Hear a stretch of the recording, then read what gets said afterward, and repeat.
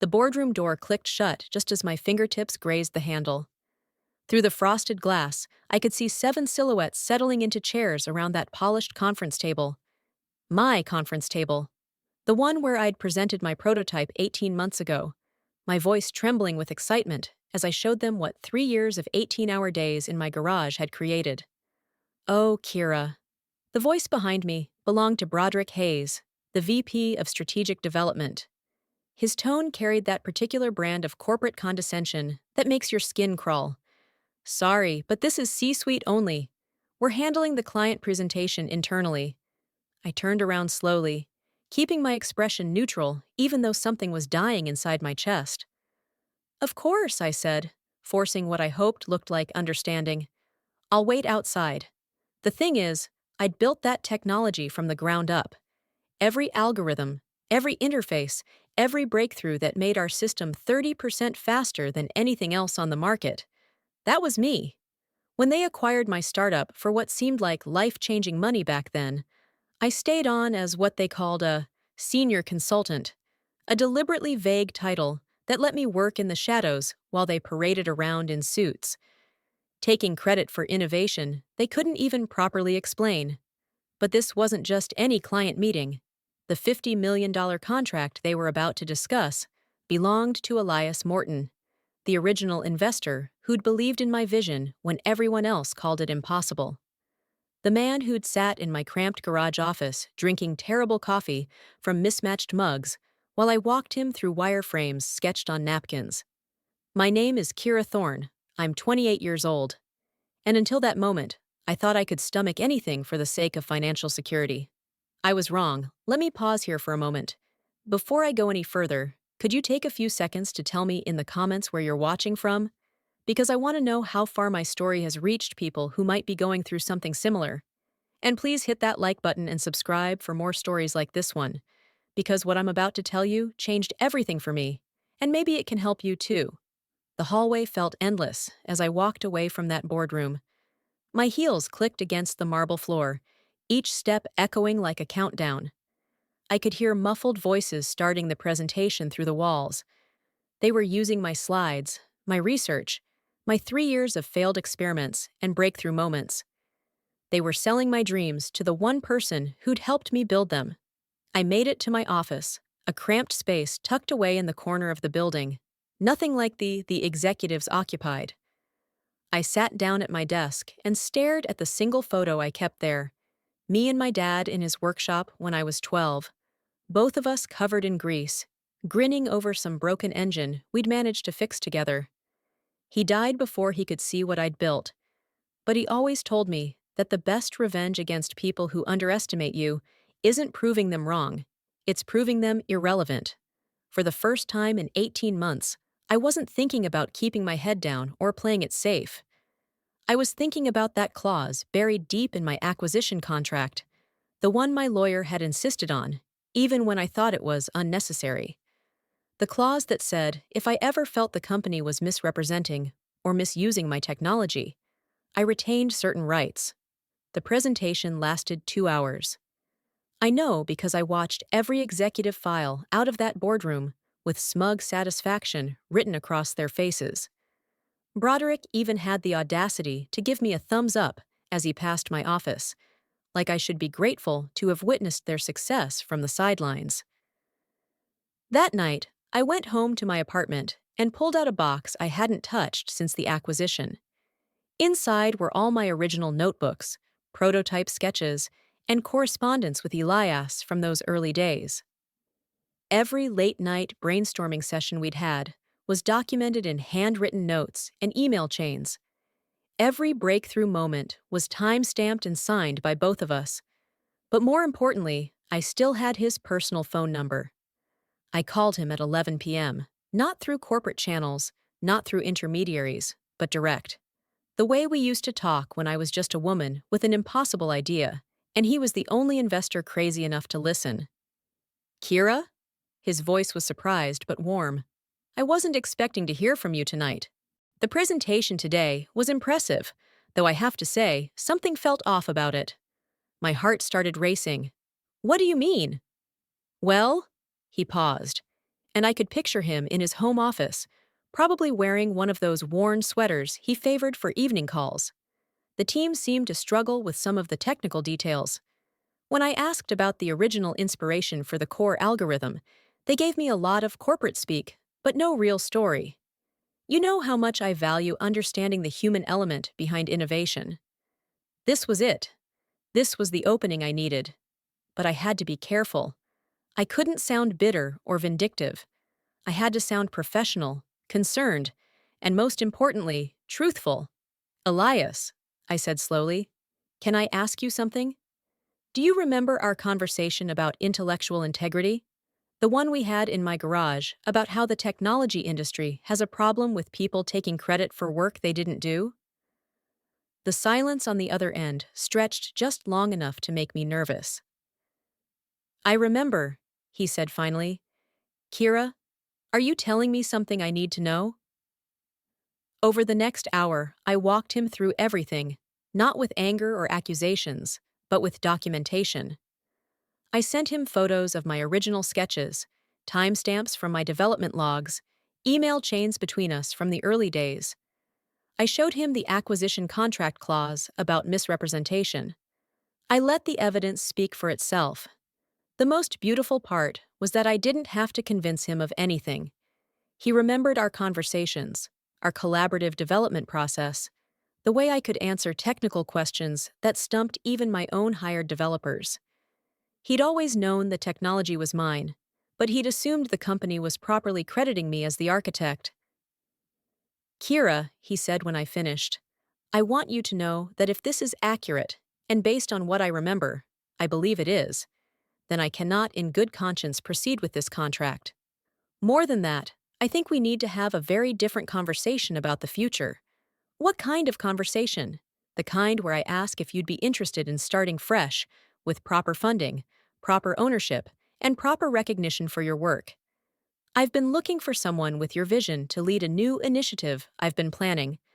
My hands were shaking, but not from fear this time, from possibility. I'd like to hear more about that. How about we meet tomorrow, not in a corporate boardroom, but somewhere we can actually talk? I'll bring my development team leaders, the ones who handle technical due diligence. I want them to hear directly from the source about what makes this technology revolutionary. After we hung up, I sat in my living room for hours, staring at the city lights through my window. For the first time since the acquisition, I felt like myself again. Not like a consultant or an advisor or someone grateful for the opportunity to watch other people present her work. Like an innovator. Like someone with value that couldn't be replaced or replicated. The next morning, I arrived at work early. I needed to prepare for what was coming, but I also needed to gather additional evidence. I printed copies of every email, every development log, every timestamp that proved the timeline of my innovations. I documented every meeting where my ideas had been discussed, every presentation where my work had been featured without my name attached. Around 10 a.m., Broderick stopped by my office. He was practically glowing with self-satisfaction. "Great news, Kira," he said, leaning against my doorframe like we were old friends. "The client is moving forward with preliminary discussions. The team really knocked it out of the park yesterday." "That's wonderful," I replied, keeping my voice level. "I'm sure everyone worked very hard to make it successful." They did. You know, moments like these really show the value of having strong leadership to guide complex client relationships. It takes experience to handle deals of this magnitude. I nodded thoughtfully. Absolutely. Experience and credibility are everything in these situations. He left my office looking pleased with himself, completely unaware that his world was about to implode. At noon, my phone rang. It was Elias. "Kira, I've made my decision. I'm withdrawing from negotiations with your current company immediately. Their representation of the technology was misleading at best, and I won't work with organizations that misappropriate intellectual contributions." "I understand," I said, though my heart was pounding so hard I could barely hear my own voice. "But I have a proposition for you. I want to fund your new company, your technology, your leadership, your vision. I'm prepared to offer you initial funding of $15 million, with the potential for significantly more as you scale. You'd maintain majority ownership and complete creative control. The room seemed to tilt sideways. Elias, I don't know what to say. Say yes. Then say goodbye to people who don't value what you've built. Yes, I whispered. Absolutely yes. Excellent. I'm sending formal withdrawal documentation to your current company this afternoon. I expect they'll want to schedule some emergency meetings to discuss what went wrong. What went wrong? As if it was some mysterious corporate puzzle, instead of the predictable consequence of excluding the actual creator from discussions about her own work. Within an hour, the entire executive floor was in chaos. I could hear urgent conversations happening behind closed doors, phones ringing constantly, assistants hurrying between offices with stacks of papers. The $50 million deal that had seemed like a guaranteed win that morning was evaporating in real time. Broderick appeared in my doorway again, but this time his expression was completely different. The smugness was gone, replaced by something that looked almost like panic. "Kira," he said, stepping fully into my office and closing the door behind him. "We need to talk. There seems to be some kind of misunderstanding with the group. They're claiming there were misrepresentations in our presentation." "That sounds serious," I said, turning away from my computer to face him directly. "What kind of misrepresentations?" "They're asking questions about the original development team, the timeline of innovations, things like that. Very technical details that seem, I don't know, unnecessarily specific." I watched him struggle to find words that wouldn't admit what we both knew was true. "Maybe they want to understand the technology better," I suggested.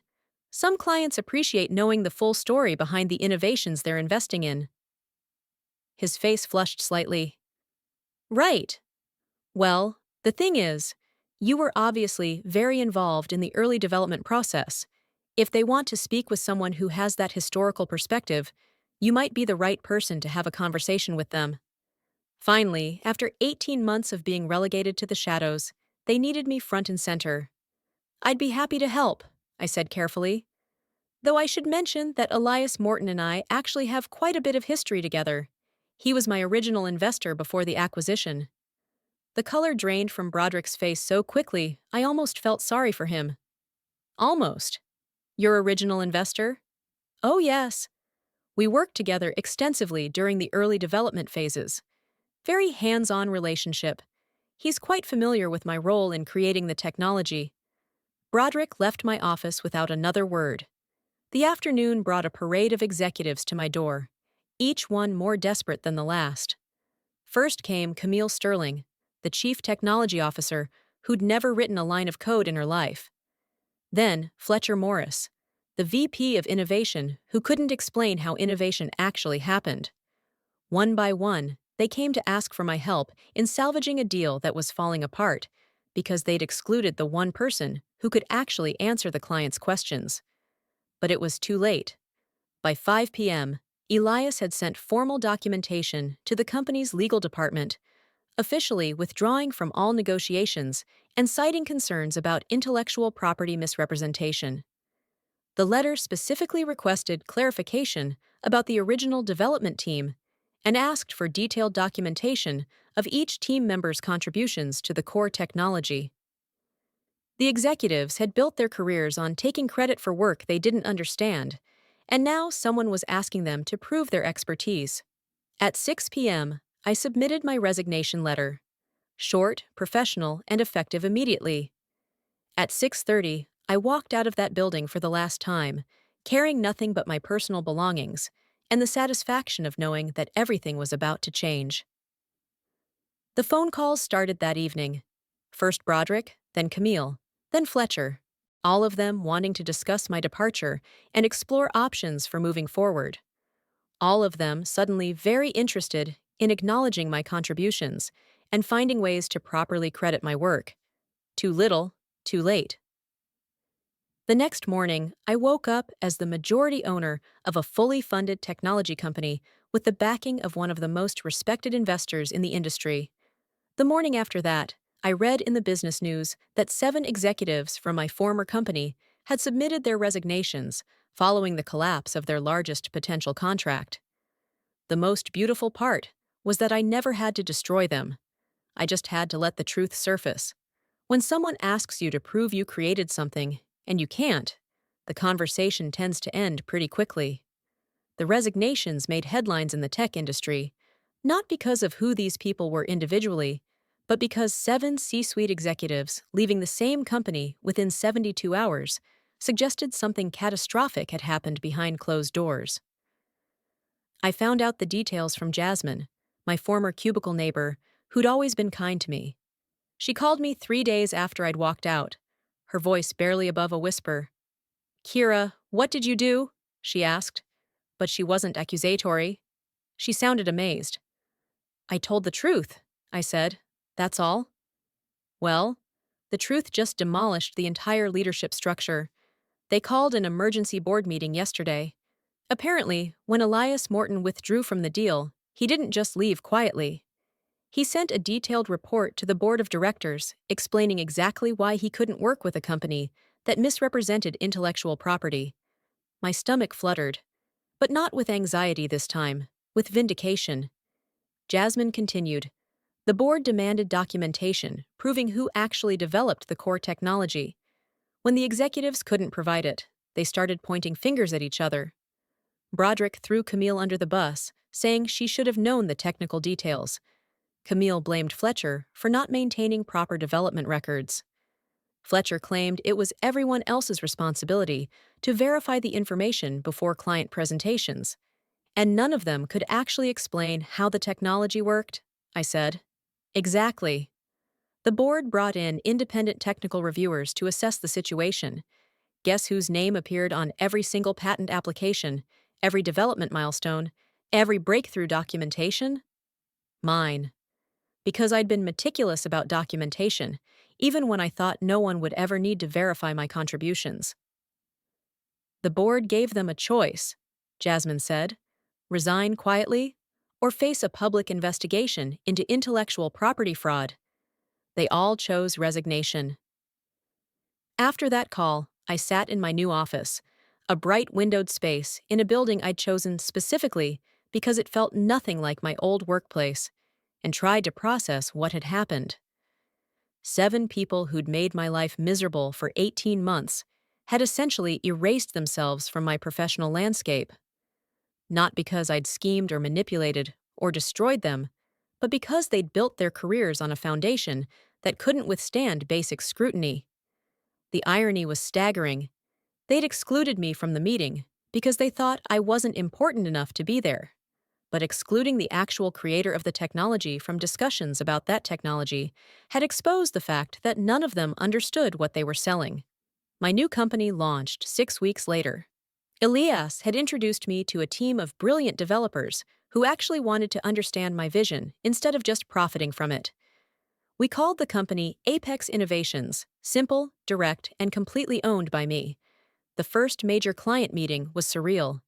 I sat at the head of a conference table in my own building, presenting technology I'd created to people who respected my expertise. When technical questions arose, I answered them myself, instead of watching someone else stumble through explanations they didn't comprehend. But the real validation came 4 months later, when Elias brought me an opportunity that made my original $50 million deal look modest. Kira, he said during one of our weekly strategy meetings, I've been talking with some contacts in the aerospace industry. They're looking for exactly the kind of innovative approach you've developed, but they need someone who can scale it for much larger applications. How much larger? $200 million contract to start, potential for expansion into international markets worth significantly more. I stared at him across the table, remembering all those months when I'd felt grateful just to have a job where I could work with my own technology. What's the timeline? I asked. They want to meet with you next month, just you. They specifically requested to work directly with the original innovator. The meeting took place in a conference room that overlooked the city skyline. As I presented my expanded vision for the technology, I kept thinking about that closed boardroom door from almost a year earlier. The click of that handle turning, the dismissive voice telling me I wasn't important enough to be included. This time, I was the only person in the room they wanted to hear from. The aerospace executive signed the contract that afternoon. 6 months later, my former company was acquired by a larger corporation for significantly less than its projected value. The loss of the Morton Group deal had triggered a cascade of problems, including investor confidence issues and client trust concerns. The business news articles mentioned that the company had experienced leadership instability and questions about intellectual property management. I learned about the acquisition from a LinkedIn notification. Several former colleagues had reached out to congratulate me on my new company's success, mentioning that they were looking for new opportunities since the acquisition meant layoffs were likely. But it was a message from an unexpected source that really caught my attention. Broderick Hayes had sent me a connection request with a personal note. "Kira, I hope we can put the past behind us. I've learned a lot about the importance of proper attribution and would love to discuss potential collaboration opportunities." I stared at the message for a long time. This man had spent 18 months treating me like an inconvenient afterthought, had smirked when I was excluded from presenting my own work, had taken credit for innovations he couldn't even explain. Now he wanted to collaborate. I declined the connection request without responding. Some people think revenge means making your enemies suffer, but the most satisfying revenge is becoming so successful that your enemies become irrelevant. Broderick wasn't my problem anymore. He was just someone I used to work with who'd made some poor choices. My company now employs 43 people, all of them properly credited for their contributions. We have contracts worth over $600 million, and 3 of our innovations have been licensed by companies in 12 different countries. I own 78% of a business that industry analysts value at nearly $500 million. More importantly, I wake up every morning excited about the work I'm doing instead of dreading another day of watching other people present my ideas. The technology that started in my garage has evolved into something I never could have imagined. We're developing applications for renewable energy, medical devices, and space exploration. Last month, I gave a keynote speech at the International Innovation Conference, where I talked about the importance of intellectual integrity and supporting original thinkers. After my presentation, a young woman approached me with tears in her eyes. She told me she'd been working at a company where her male colleagues consistently took credit for her research, and she'd been considering leaving the field entirely. "Your story gave me hope," she said. "It showed me that the truth has power, even when it takes time to surface." I gave her my contact information and told her about the mentorship program we'd started at Apex Innovations. 3 months later, she joined our team as a research director. That's the thing about authentic success. It creates opportunities to lift other people up instead of just climbing over them. Sometimes I drive past my old office building. It's been mostly empty since the acquisition, with only a few departments remaining before the full consolidation happens. The parking lot where I used to sit in my car, psyching myself up for another day of invisibility, now has weeds growing through the asphalt cracks. But I don't feel vindictive when I see it. I feel grateful. Those 18 months of frustration and exclusion taught me exactly what kind of leader I didn't want to become. They showed me the difference between authority based on position and authority based on competence. Most importantly, they proved that you don't have to destroy people who underestimate you. You just have to build something so undeniably excellent that their opinions become meaningless. The last I heard, Broderick was working as a consultant for small tech startups, helping them optimize their leadership structures. Camille took a position at a mid-level company doing project management. Fletcher moved into sales, where his lack of technical knowledge was less of a liability. They all landed somewhere. That's the thing about the corporate world. There's always another position for people who are good at managing without creating. But there's only one person who can claim to have built what I built. And that person is me. Looking back, I realized that the moment they closed that boardroom door, they didn't just exclude me from a meeting. They freed me from the illusion that I needed their approval to succeed. They forced me to remember that I'd built something valuable, not because of their guidance, but in spite of their interference. The girl who spent 3 years in a garage surviving on determination and terrible coffee, didn't need permission to be brilliant. She just needed the courage to stop asking for it. If you're watching this and you're in a situation where people are taking credit for your work, or excluding you from opportunities you've earned, or making you feel like you should be grateful just to be in the room, listen to me carefully. Your value doesn't decrease because someone fails to recognize it. Your contributions don't become less significant because someone else presents them.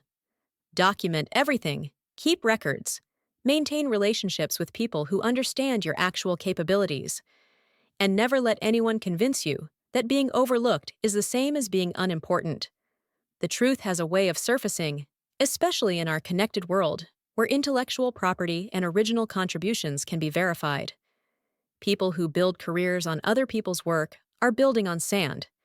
Eventually, someone's going to ask them to prove what they claim to know, and that's when their foundation crumbles.